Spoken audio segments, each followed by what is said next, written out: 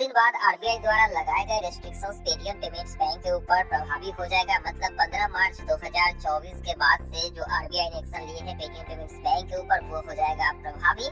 और ऐसे में बहुत सारे सर्विसेज हैं जिनका आप लाभ नहीं उठा पाएंगे 15 मार्च 2024 के बाद। लेकिन आज के इस वीडियो में एक एक्सक्लूसिव ट्रिक लेकर आए हैं जहां पर आपको बताएंगे कि किस तरीके से 15 मार्च के बाद भी आप पेटीएम के बैंक यानी Paytm payment bank wallet, fixed deposit, FASTag, EMI, loan, UPI का इस्तेमाल कर पाएंगे।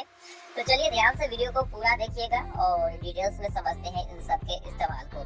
तो सबसे पहले जानते हैं आरबीआई के रेगुलेशंस की। जो रेस्ट्रिक्शंस आरबीआई ने पेटीएम पेमेंट्स बैंक के ऊपर लगाए हैं बैंकिंग अधिनियम के तहत, तो वो है किसी भी तरीके की क्रेडिट या फिर डिपॉजिट आप नहीं कर सकते हैं 15 मार्च 2024 के बाद से। मतलब पेटीएम पेमेंट बैंक में या पेटीएम वॉलेट में या फिर फास्टैग में 15 मार्च 2024 के बाद से आप किसी भी तरीके की टॉपअप या फिर बैंक में किसी भी तरीके की जमा राशि नहीं कर सकते हैं, लेकिन 15 से पहले तो कर सकते हैं। तो चलिए सबसे पहले बात करते हैं बैंक की।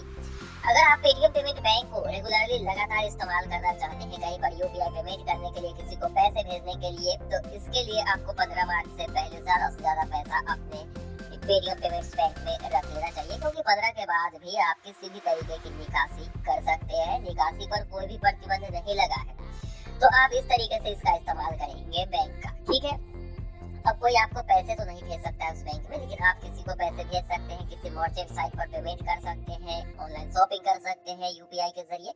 ये सब चीजें चलती रहेंगी, तो इस तरीके से आप बैंक का इस्तेमाल कर सकते हैं। रही बात वॉलेट की, तो वॉलेट में किसी भी तरीके की टॉपअप 15 मार्च 2024 के बाद से नहीं होंगी।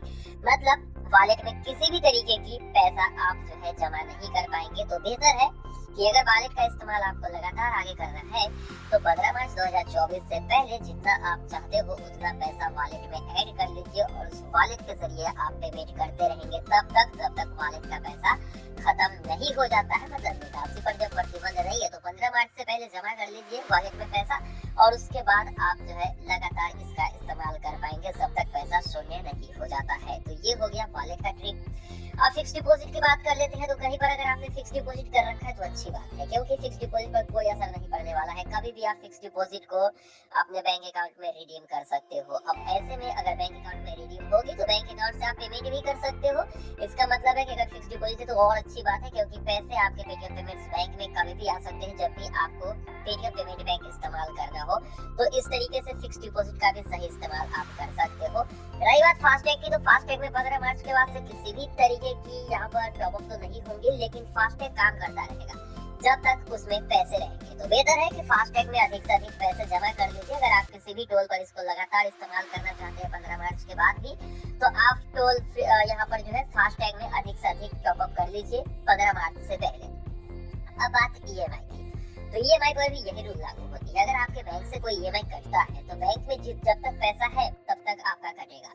तो अगर आप पूरा ईएमआई चुकाना चाहते हैं तो पूरे ईएमआई जो कटना है आपको उसको कैलकुलेट करके बैंक में पैसे जमा कर लीजिए 15 मार्च से पहले, और आप जो है ईएमआई को कंप्लीट कर सकते हैं। क्योंकि ईएमआई अगर आपका मिस होता है तो आपको पेनाल्टी भी लग सकती है। इसलिए बैंक बदल सकते हैं, लेकिन बैंक बदलने से बेहतर है कि आप झंझटों में ना पड़ के अपने पेटीएम पेमेंट बैंक में पैसे रखें और उससे आपका ईएमआई कटता रहेगा और आप कैलकुलेशन करके अपना उतना पैसा रख लीजिए। लोन भी पेमेंट करना है तो उसी स्टेप्स को फॉलो करेंगे कि आप जो है अधिक से अधिक पैसे, जितना आपका लोन चुकाना है, जितना आपको ईएमआई भरना है, वो सारे पैसे पेटीएम पेमेंट बैंक में 15 मार्च से पहले डिपॉजिट या जमा कर लीजिए, क्योंकि उसके बाद किसी भी तरीके से आप इसमें जमा नहीं कर सकते हैं। और यूपीआई की जहाँ तक बात है, तो यूपीआई पेमेंट तो आप किसी को भी कर सकते हैं पेटीएम पेमेंट बैंक से, जब तक पेटीएम पेमेंट्स बैंक का बैलेंस जीरो नहीं हो जाता है। तो बैलेंस जीरो हो जाता है तब तक आप इस्तेमाल करेंगे तो बेहतर है कि कुछ पैसे आप पेटीएम पेमेंट्स बैंक में जितना आप चाहे इस्तेमाल करना उतना रख लीजिए, ताकि 15 मार्च के बाद भी आप किसी भी तरीके से इसका इस्तेमाल कर पाए। हर हाल में पेटीएम पेमेंट्स बैंक से क्रेडिट नहीं होंगी, लेकिन डेबिट जो है 100% आपका होगा। कहीं पर भी आप पेमेंट कर सकते हो, पैसा कभी भी निकाल सकते हो। अकाउंट फ्रीज है तो भी आपको अनफ्रीज करके देगा बैंक, और उसके बाद भी आप पैसा निकाल पाइएगा। तो ये थी एक छोटी सी ट्रिक जहाँ पर हमने आपको बता दिया है। अगर आप ये वीडियो 15 मार्च से पहले देख रहे हैं तो आपने कुछ ट्रिक्स को अप्लाई भी किए होंगे। अगर 15 मार्च के बाद देख रहे हैं तो शायद ये आपके कोई काम का भी ना होगा। तो मुझे उम्मीद है कि वीडियो पसंद आई होगी। वीडियो पसंद आए तो वीडियो को लाइक करके चैनल को सब्सक्राइब करिए। बाकी डिटेल्स में हमने बहुत सारी वीडियो पेटीएम के ऊपर दे रखी है, आप उसको देखेंगे ना तो आपका फायदा 100% होगा। डिस्क्रिप्शन बॉक्स में लिंक मिलेगी और हम मिलेंगे किसी नई वीडियो में। दीजिए इजाजत।